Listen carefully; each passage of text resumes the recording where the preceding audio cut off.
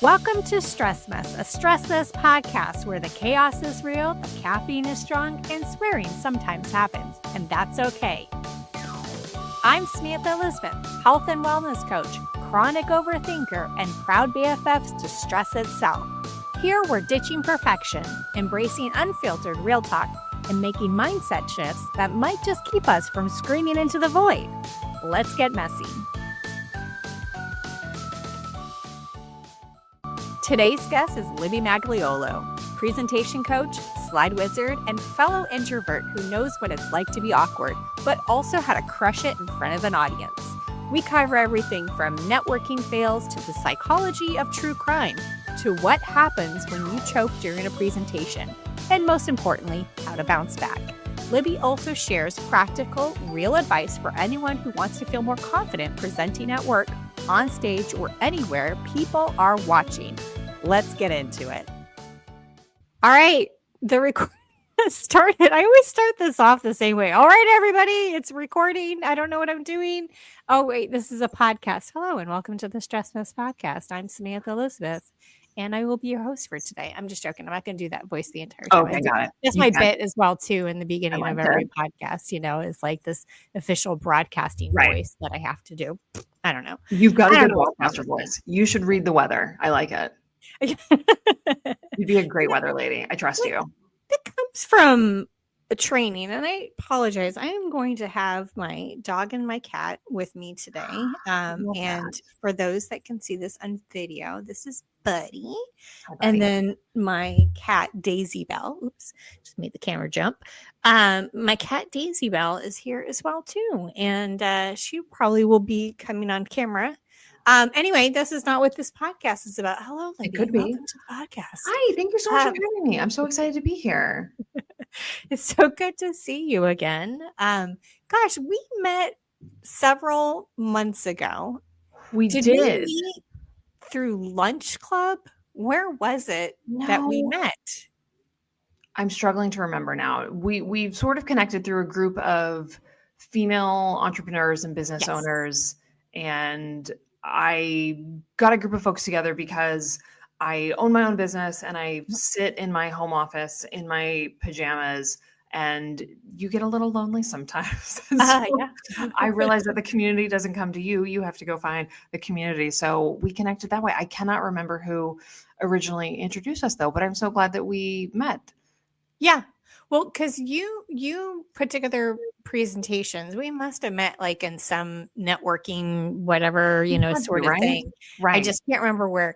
And I absolutely love like these networking events that I go to, especially the free ones. But, the freer, the better. Right. The freer, the better. Yes. The more lunch, the better. The more free lunch, the better. Ones online are good too, so you don't really have to go. Right. Although, gosh, lately I've been having to force myself, and I'm about to start a new project where I'm forcing myself to get out of the house more often. Ooh, don't do it. Don't do it. As an introvert, forcing myself to be an extrovert and ambivert, like that is, I have to get out of the house because I will live in my house. And when I worked from home before, I would not leave the house for like 2 weeks straight if I didn't have to. And I'm like, because I'd go to the grocery store and I would have enough food, be working from home, and it was like. Like, what do you do like after a really long day in the office, working from home and everything is you just want to relax. And I also had this thing that I called the 24-hour outfit.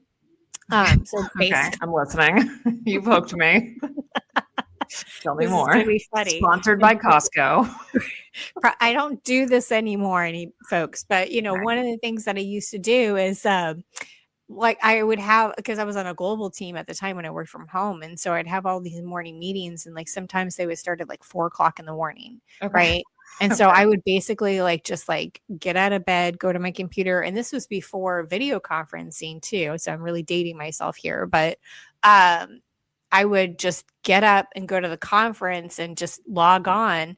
Right. And then I would take like my couple of conference meetings. I'd do a little work, and then I would take a shower.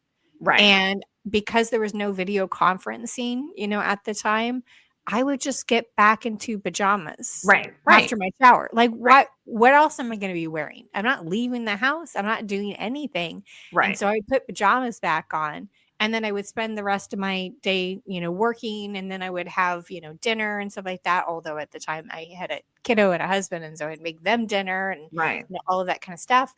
And then, it was my 24-hour outfit, because then I would go to sleep in that outfit, wake up the next day, Right. have my morning meetings, take Right. a shower, Okay, that's not as bad as you made it sound. Okay. Okay. How did I make it sound? Just like I put together an outfit that was socially acceptable to wear at any time of day, and then I would Yes. wear it for which you made it sound a lot worse, because during what I realized during COVID, and I've realized this in some pretty embarrassing ways, is that during COVID, I feel like my personal hygiene standards slipped and have never recovered, because during 2020 it was Yeah. like, what's the point? What's the point of anything? Like, here we are, Mhm. we're wiping Yeah. down our mail, we're wiping down our groceries. The earth may not be here soon. I don't Yeah. need to take a shower. I was Right. pregnant at the time, and just Yeah. so big and so angry, and it was summer in Texas. I was not showering. And so there's something about that I think my brain just got reset. Like, this is an option. This is a life hack. You've decided not to shower. This isn't disgusting. This is a life hack. You have found time in your week. Right. So Exactly. Do I have to don't think shower every day? I've ever recovered. But what you said before about being an introvert, I relate so much, because I always think I'm doing something nice for myself, of, oh, we can just, I can stay inside and I can get solo time and recharge time. But I push it Mhm. to an extreme, and it gets very lonely. And so Mhm. I'm in a co-working space today, not by choice. I would never Yeah. leave the house by choice. But my children are at home and they won't get jobs, mostly because Yeah. of child labor laws, because they're like 2 and 5. Oh, Um, geez. so Freeloaders. freeloaders, they Yeah. need to get off the payroll as soon as possible. But I'm out of the house, and I am an introvert as well, or somewhere towards the middle. And you need to see people. You start getting so weird if you don't see people. Oh, yeah. Although, like, my problem is that I'm just an awkward person in general. And so when I get in front of people, there was like this little reel that I saw the other day that was really funny, where somebody was like walking by somebody else on the sidewalk, and one person was just like, "Oh, hey, how's it? Like, the weather is really great today." And the other person Right. was like, "Yeah, yeah, Right. like they were trying to talk, but they realized that like they didn't get any, like, because Right. it was like on the fly. Like, you have to respond to, well, you didn't have to respond to Right. that. I guess you could have been awkward and not responded. Right. But, like, because they were trying to respond and they seriously, like, Right. couldn't get out any intelligent words. Oh, weather, Right. wonderful, that sort of. Glit. I I feel like that sometimes Yes. when I'm trying to like do like normal interactions, that Yes. I'm going to do something. I like went to a networking event one time and I met somebody there, and we were walking out and we were walking and talking at the same time, going back to our cars. And I seriously, to give them space on the sidewalk, I stepped off into the grass, except for the grass was all muddy and wonderful and squishy. And so Right. I stepped off into the grass to give Right. them room on the sidewalk. Why didn't I Right. just go behind them? Because I'm an awkward person. Right. And I'm sitting there like I got my shoe stuck in the mud. Right. And they're walking and talking, and they like just kept walking and talking, not Right. knowing that I was behind there trying to like fish Get out my of the way mud. out of the mud. That's horrible. I'm so sorry. That scars you, because it's like, well, this is why I don't talk to people, because Right. I Like, get stuck in the mud. This is it. I had right. all the evidence I needed of why I don't talk to people. And here I went thinking I Right. could talk to people, and I shouldn't do. Like, stop talking to people. But it was a networking event. You're supposed to Right. talk to Right. people. You're supposed to I like, I don't know, like network, and no. there. And so I do, but yeah, I tend to get awkward. Oh And yeah. like Doesn't one everyone? thing that what's that? Doesn't everyone? I mean, I don't know. Doesn't everyone? I think I everyone does, but don't maybe know. they just don't care. There's I some don't know. people that I see that I'm just like, I'm so jealous, because I see, and I have like some friends that are just very charismatic, funny people, and they're just like Okay. naturally like that. We Like, hate they're just, them. yeah, I know. I look at that and I'm like, Mm. no, it's joking. But like, No, you see that and you're like, "Why can't I be, like, funny and witty?" I think about those things, like, after the fact, like, Right. you know, like, 2 days later, I'll have, like, repeat a conversation. I'm like, "Man, I should have said this. That would have been Right. so funny." Right. And perhaps, like, Right. sometimes I do say things that are funny, but only I find them funny. Right. Like, and somebody else is kinda like, "Okay, she's a dork," you know? Hey man, it's an audience of one at the end of the day. I've decided that if it makes me laugh, then it's funny. Because I am going to sleep with one person in my head, and that's me. So if I Yeah. find it funny, then by God, it's funny. I also think this was a COVID thing because Mhm. we got out of the habit of small talk, waiting for coffee, and just running into people and just Yep. dealing with people in space. And it was a skill that we lost. And I genuinely feel like when we came out of COVID, I kind of had to relearn how to kind of exist in space because I still think COVID changed us all in ways that we haven't fully put words to or fully Right. processed. Because I remember the core thing that stuck with me and changed me so much about 2020 was looking at the world as a scary place in a way that I hadn't before, that there's danger Mm, all around. mhm. Other people are dangerous. Being in public is dangerous. And I feel like that kind of broke my brain a little bit in a way that I didn't recover from. But I had to relearn how to be in a public space. And it's so funny now that you sit in a restaurant and you're crammed up against other people and you stand in Yeah. private places and all that. But that was something that we lost for a while, of how to exist in public with each other. And so I feel like that didn't make anything better, you Yeah. know. Yeah, you're absolutely right. I mean, because we look at, and I personally love apocalyptic type movies and Oh, shows and things like that. interesting. And I loved Contagion, and you saw a lot Oh, of Contagion in, you know, like when we went through the yes, pandemic, and it was kind of nuts to see that kind of come to life in real life yes. and, you know, feel like, oh my gosh, you know, like this is real, like that could actually happen. I don't know if you've ever seen the movie Contagion, but it's a really good I movie. saw it pre-pandemic, and then because I'm a crazy person, watched it during pandemic when Uh-huh. it was kind of more of a documentary at that point.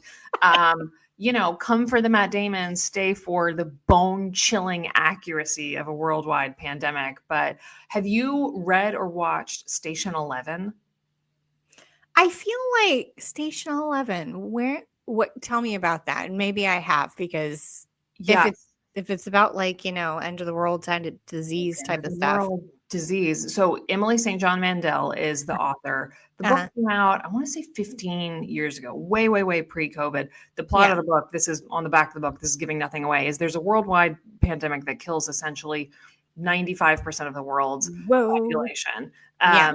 And we follow characters leading up to and after that world-changing event. And then they made, during slightly later COVID, they made an HBO miniseries of Ooh. it, which was, I don't think it did justice to the Okay. book, which is a Yeah. super annoying thing to say, Of but course. Never. they never do read the book. But Yeah. the book, I remember reading the book, and it kind of screwed me up a little.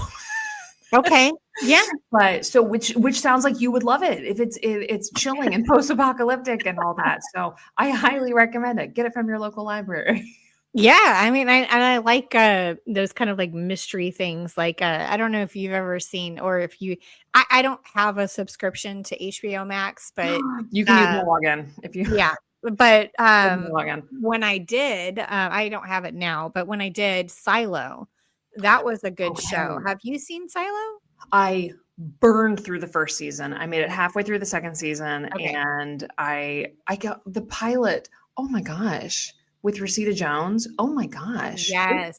it broke me. Oh yeah, yeah. It was intense. That was I mean, that show is like absolutely nuts. Obviously, It's intense. post-apocalyptic, so you don't know like what's true and you know Right. all of that kind of stuff. There's all those like mysteries that are happening, you know, Right. within the show. I love that. Love that. Love that. I need to finish Silo. Are you watching anything else good these days?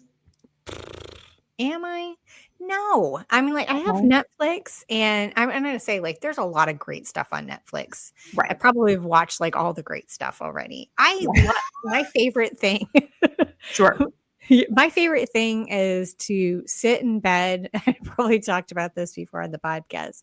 I like to sit in bed and I like to turn on something that I can somewhat pay attention to. And I Right. like to get on my phone and I like to get on my comments and all of that kind of stuff and kind of Right. do my social media stuff when I'm like laying in bed. Okay. And kind of like, the comments and the likes and everything like that you want to, do to support other people or just respond to comments, on your own content. And so Right. that's kind of like what I do. And so I have burned through a lot of Netflix. Do I remember everything that happened? Right. Like the thing. I felt bad because I was watching that documentary on Netflix recently called Amy Bradley is Missing. Oh, everyone is talking about it. I haven't watched it yet. Everyone is talking about this. Watch it. Okay. And so I'm actually making my way through it the second time because in. right. Yeah, because the first time I was doing the phone and really not paying attention thing.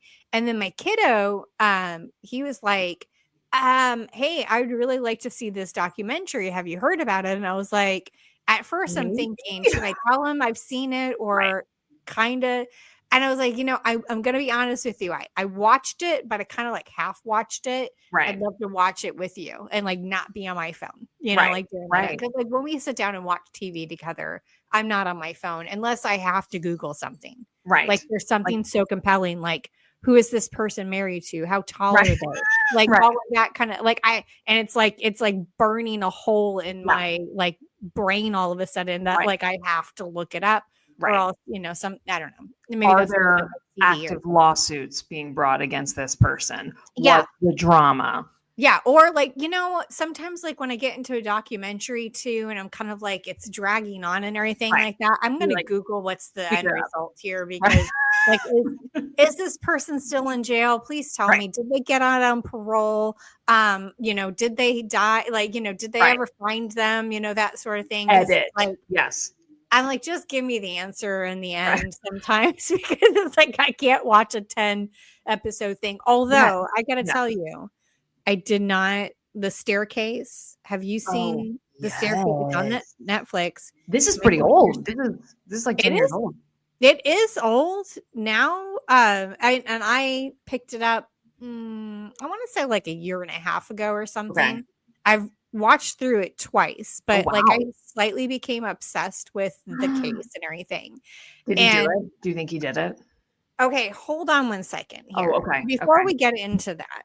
No, hold on one second. I got to set this up and everything because I know that there's not a lot of people that are team Michael Peterson. Oh no. Oh, like everybody's like, no, he definitely did it. So for those that like don't know about this case, let me kind of just set it up a little bit. I'm not going to go too far into it because it is like an 8-episode series or something like that. And then there's a movie with like Colin Firth. And then there's like, anyway, so I'm not going to like talk too much about it because there's too much out there to consume about it. But basically, Michael Peterson was married to Catherine Peterson. And it was late at night, and he came into the house and found her at the bottom of the stairs, called 911 in a panic and everything. She was bloody. She had fallen down the stairs, ? He doesn't know what happened, right? This is obviously like pointing to. Anyway, so then there's this whole trial. He goes into this whole trial because obviously the husband's usually the suspect. And they think like, oh gosh, like he pushed her down the stairs. He bludgeoned her on the head, like all of those kind of things, because like there was no like, did she fall down the stairs or did she get bludgeoned by him or pushed or whatever? And they don't think ever that he pushed her. They always think that he hit her over the head with something. There's the blow poke thing, and everything. So, like I said, I've watched it and I'm actually currently reading his book, his side of the story and everything, which I think the book is free. No, just kidding. All proceeds go to he doesn't want to profit off this story, at all.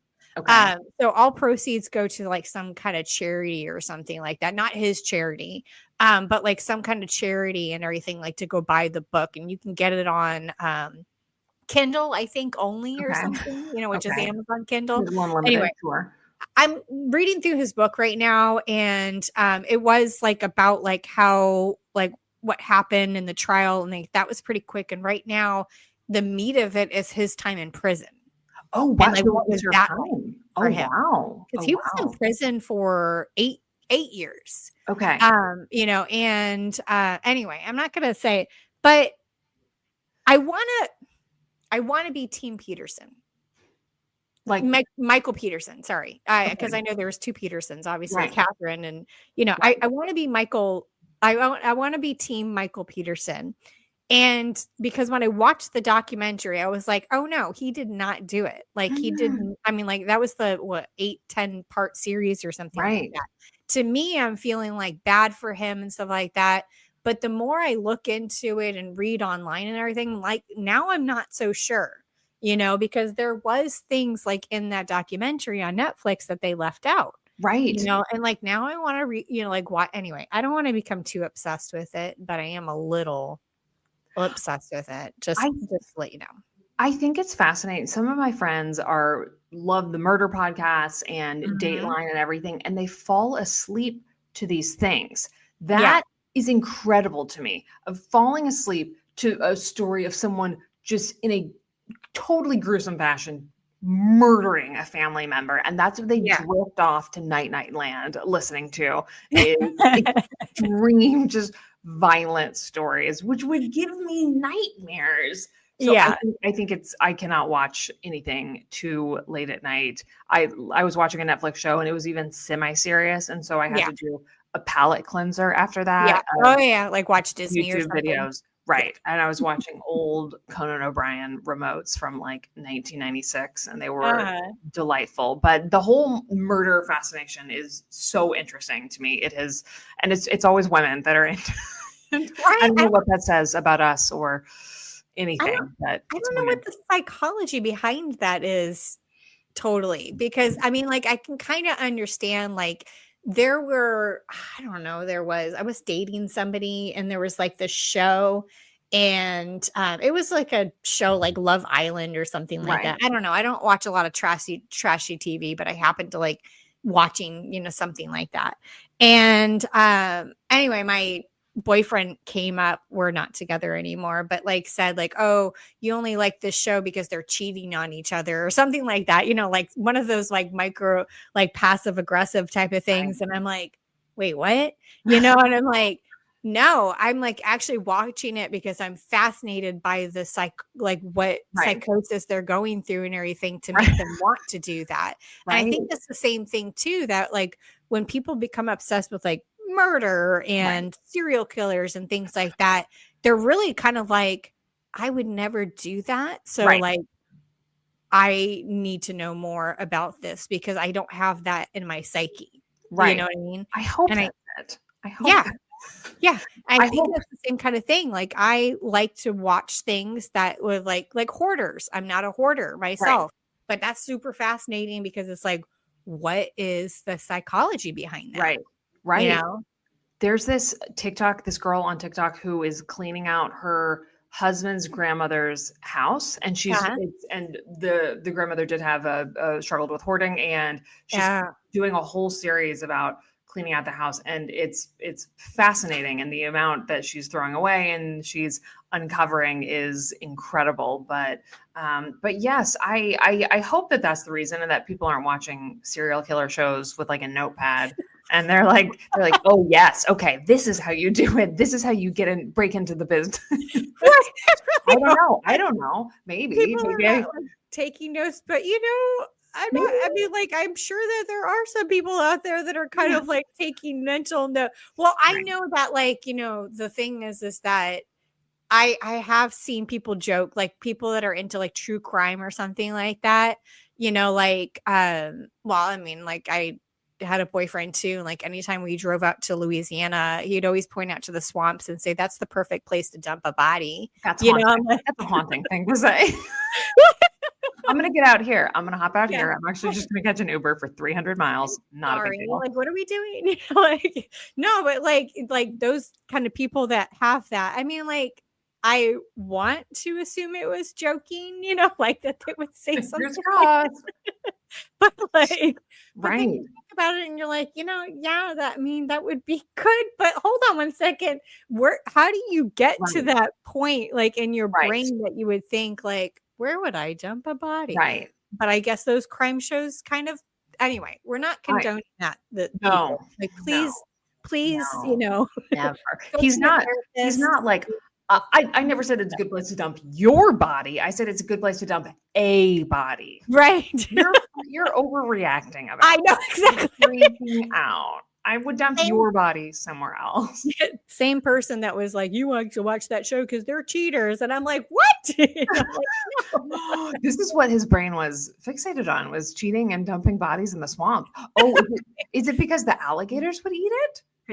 Projection. That's what it's called, the psychology. Yeah. Yes. Yeah. I think it's because like the alligators would eat your body. And so therefore there wouldn't be any remnants of you. But anyway, welcome to the murder podcast. No, this has taken a very dark turn and I love it. I really do want to talk about something though, because this is something that I think that you can help me with here. Okay, tell me. Okay, so planning the perfect murder. Done. Yeah. Okay, murder. It's in the books. I'll bring a cooler. Let's put it in the filing cabinet. Okay, yeah. Done. Yeah. Okay, we're good with this. All right. So I'm gonna talk again. Okay, this is me. So we're going back to the awkward me again. That's because okay. now I'm gonna start talking about something, that I recently started doing, which is applying to be a speaker at different events. That's so exciting. I struggle though with like one thing, and that is like, what topic? I mean, because I could talk like about a million different topics, I feel, because I have consulting for businesses, I have health coaching and all of that kind of stuff. And so when I get that invitation of like, hey, fill out our form if you'd like to be a speaker, that's one thing that's kind of like, oh my gosh, I want this to be the perfect topic and all of that kind of stuff. And then two, I used to be a trainer and I was like so good at getting up in front of people, but I had one job where I lost my confidence completely. And I remember the moment that it happened. We were in front of a new client. So I had been with this company like a couple months at that point. My first month of being with the company, they had me stand up in front of a client and present about the company. Like talk about like, what do we do? And, like our process and all of that kind of stuff. So in a month's time, I had to like figure all of that out. That's so and scary. The ins and outs. And I presented that and it went really well. And the managing director was like, oh my gosh, it's like you've been with the company 10 years, not 1 month. And like, that was awesome. I'm like, man, I felt like I was on fire. Yeah. And then I got in front of another client the next month. And I remember it was almost my turn to present. And all of a sudden somebody was like, should we break for lunch, everybody, though? And I was like, I was ready. Like, I was like ready to present, in front of this client. And then when they said, let's break for lunch, I was like, cool. So we broke for lunch and I'm talking with the client. We're having this informal talk and, we're just kind of enjoying time. They haven't heard me talk about my subject, which is going to be on communications. Okay.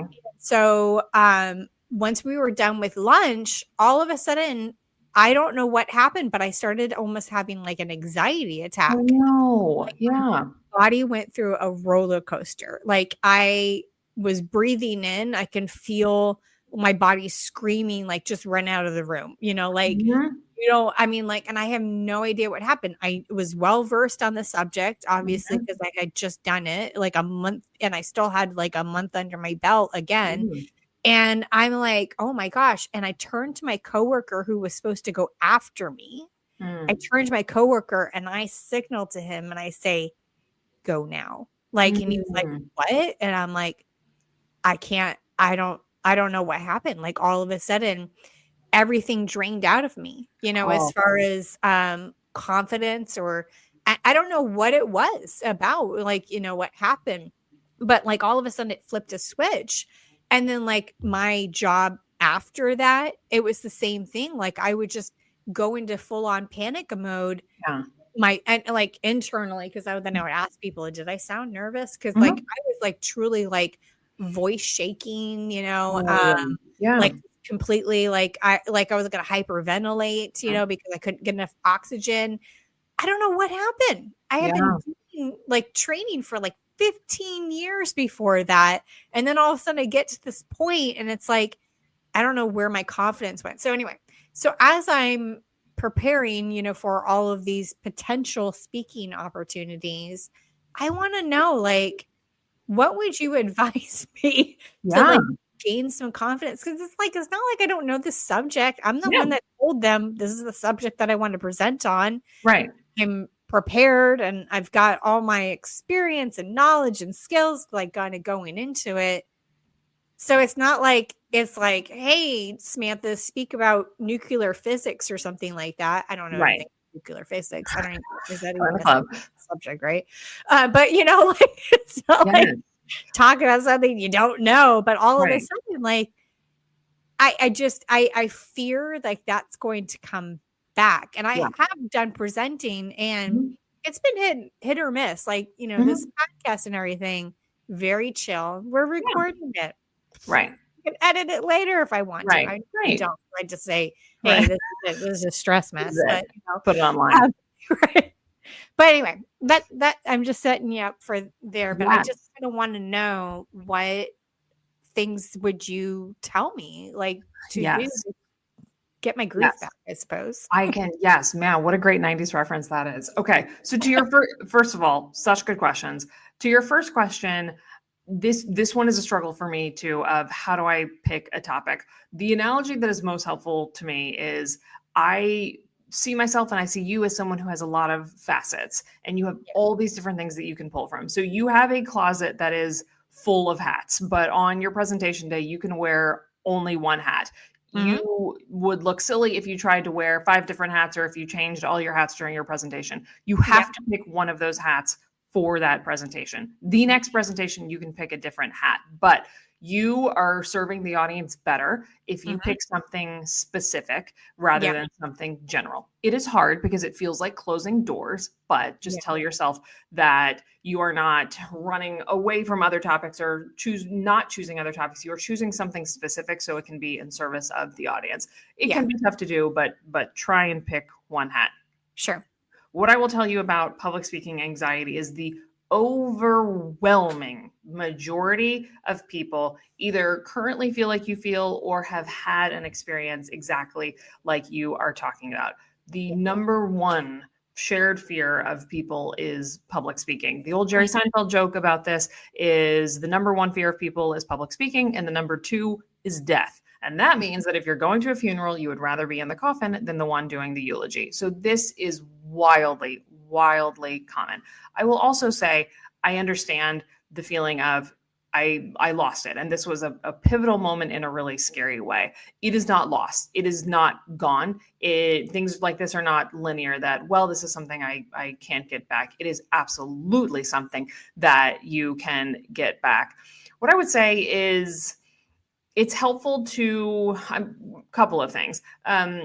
It's helpful to find a way to start putting yourself into uncomfortable spots in increasingly uncomfortable ways. What I tell my students, I teach business presentation techniques to graduate students is try and feel uncomfortable before the actual day. You don't want the very first time you feel super uncomfortable to be in front of everyone because it's a very physical response of I've lost all my oxygen and my heart is racing and my palms are sweating and all of that. You have to figure out how to deal with that before the day of. So I tell them find someone who's incredibly comfortable and a family member, a friend, a coworker, and then you go one ring out from there, the person that makes you a little more uncomfortable, and just stepping out in those circles I think is helpful. So it's like exposure therapy. You're starting to feel a little bit more uncomfortable so you can get used to both the mental side of that as well as the physical side of that.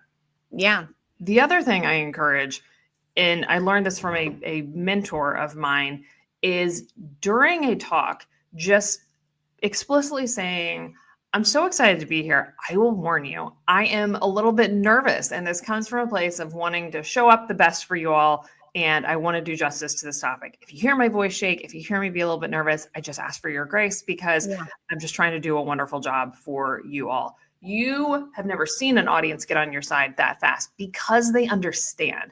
And it's a human moment. And you've called out something that's going on in the room. There's a lot of power in that. And it's totally fine because an audience will forgive a lot if they have an experienced, polished, and prepared presenter. They will forgive filler words or you fumbling with the clicker or losing your spot or your voice shaking. They will forgive that. Audiences do not like for their time to be wasted with someone who is unprepared or who doesn't care about their subject matter. So I encourage folks that the audience really is on your side. No audience is sitting there. It's not like Simon Cowell in American Idol, another very early 2000s reference, where he's rooting for you to fail because it's going to be great TV. No one benefits when they go to a conference and pay money and have their time and money wasted. They want what you want, which is to have a great session and for you to do a fantastic job. Everyone wants the same thing. So that was all my soapboxes rolled into one larger soapbox. Hopefully there is something there. Just know that it's so common.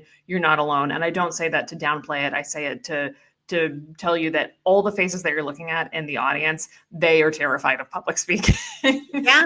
So thrilled it's you up there and not them. So, but they are rooting for you to do a good job.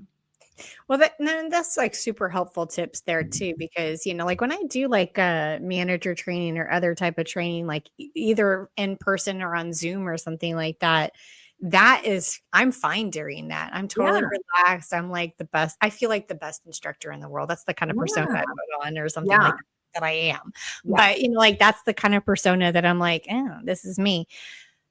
It's when I'm it's just like me solo. Here's my audience and everything like that. Cause my training is always interactive.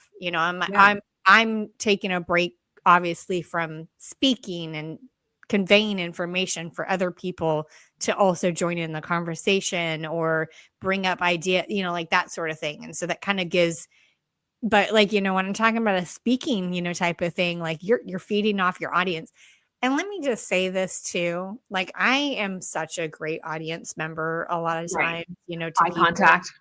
Yeah, I totally do the eye contact. I smile, I nod, I laugh at the appropriate times, all of that kind of stuff. A+ audience member, A+. Yeah. Like I'm such an engaged audience member just because I know what that's like to be on the other side. Yes. And when you get like nothing, like you get the whole like deadpan or like where people are just having the RBF or face. looking at their phones. Yeah. Or whatever. Yeah, RBF face. That's what I was like, did I get the acronym right? Yes. But anyway, like they've got that going on. Yeah. And you're like, I just said something funny, or like I just said something mildly amusing, or I just said something that kind of would make somebody go, or something like that. Right. So I tend to do that like when people are speaking, to like to make them feel comfortable too. So like, if you're an audience member, please do that. Please just be the best audience member that you can be. It's a respect thing. I agreed that give your time and attention. I mean, I would encourage you that I have spoken in front of bigger because I love energy and I cannot do without the energy. So I have not found a size of group yet that I haven't tried to do something interactive with. Obviously, you try and make it very close-ended. You don't say like, hey, who's got a super sad story about their childhood that they want to tell in front of 200 people? Anyone? Less than 20 minutes? No one? Okay. So one thing that I like to do, because I talk about presentations, is I'll put up a slide and it's an intentionally bad slide. And I'll say, tell me what's wrong with this. And so it's short, quick answers like bad slide title, unclear data, whatever it is. And so it gets them involved.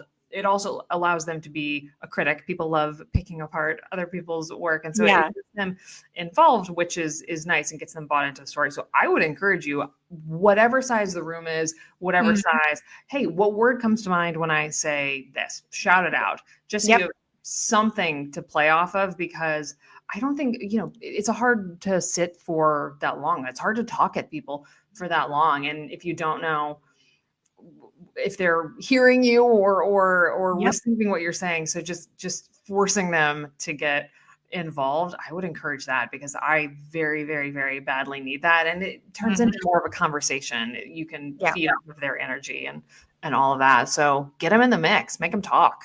Yeah. Yeah, that's true. Okay, well, that's good advice. Thank you so much. Because it's like it's been a while, since I've done that kind of thing. Like I do a lot of training, I do a lot of Mhm. one-to-one, type of training as well too. But when it comes to like being in a bigger audience and everything, and I know like because I used to be also in drama and high school and college and everything. Not to go back to my glory days, but like. Good time. No, those are not my glory days. That's for sure. Those were my very much like what days. Right. But anyway, but like when I would go out on stage, for drama and be in plays and other type of productions, and on TV, like quite a bit as well too. That was something that's like you almost like obviously you become like when you're in a play or something, you become that character. So therefore you're not you. So like, why are you nervous? Because you are somebody else. And it's the same thing too. Like when you get on, TV or something like that. Like I said, like here I kind of put on like at first and everything to kind of get my mood set.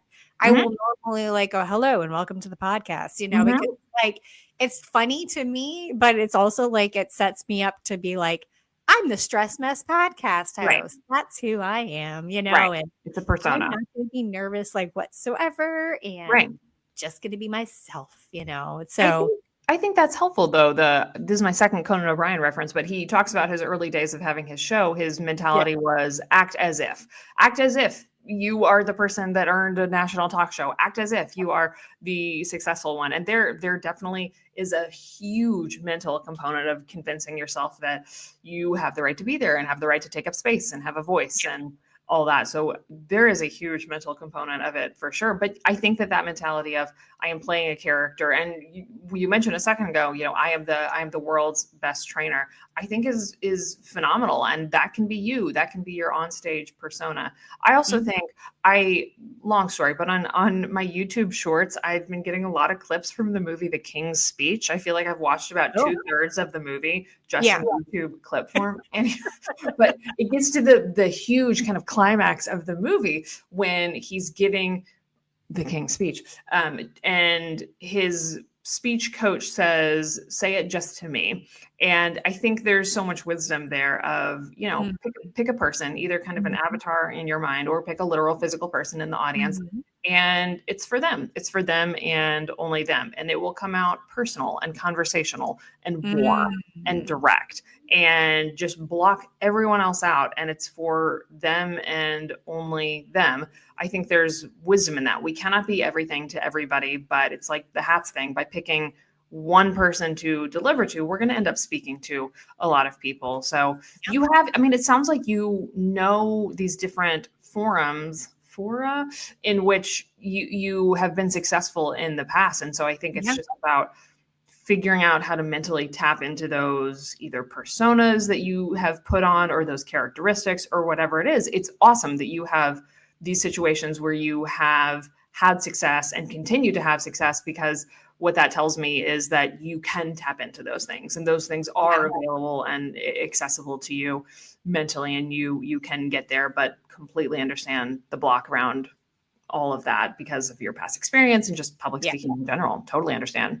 Yeah, that totally makes sense. Okay, so that's all very good advice. Let me see if I can kind of summarize your advice and everything just for myself, but then also for everybody else.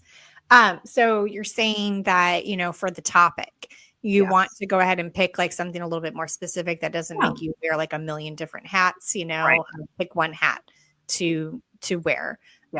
Feed on or rather like pull from your past experience on, ways that you were successful before in that.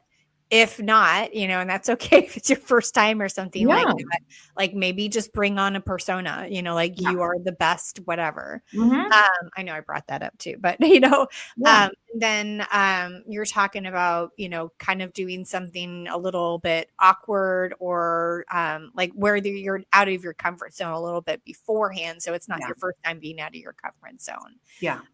And then, of course, speaking to one person when you're presenting, kind of thinking about who are you speaking to? Are they in the room? Are they not in the room? If you can kind of like visualize them or something. Did I Yeah. miss anything? No, that's wonderful. Whatever you need to do to mentally get to a spot where you feel calm, comfortable, confident about presenting, that is the right thing to do. So yes, I think you covered it all wonderfully. And I'm excited to hear about your speaking gigs. Okay, me too. I am. I've put in some applications and I'm a little Yay. nervous about it, to be honest with you, because I just know, like, as a coach, I never was planning on doing all the coachy things. Like, there's Yeah. a lot of coaches, like, people know, like, there's coaches that they put out books, they do speaking, Yeah. events, they obviously do group coaching, one-to-one coaching, like all of these kind of things. And I never, like, professionally as a consultant, I do a lot, of that, where I Mhm. speak in front of people.